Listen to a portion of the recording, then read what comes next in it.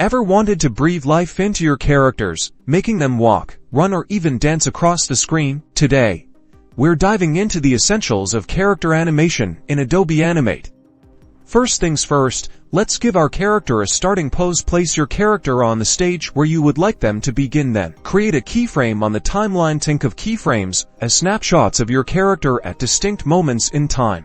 Now, let's move our character. Create another keyframe on your timeline a few frames later. In between these keyframes, Animate can automatically fill in the movements. This is called motion tweening, and it's the magic behind animating your character's movement. Next, move your character to a new position in your new keyframe. Animate automatically creates the transition, resulting in a smooth movement between the keyframes you made. Adjust the frames between your movements. Slow down or speed up the movement. Using this method, you can have your character moving for several seconds. You can add even more detail using more keyframes. Add a new keyframe and then slightly adjust your character's position. In the new keyframe, you can also animate elements on your character, like arms and legs.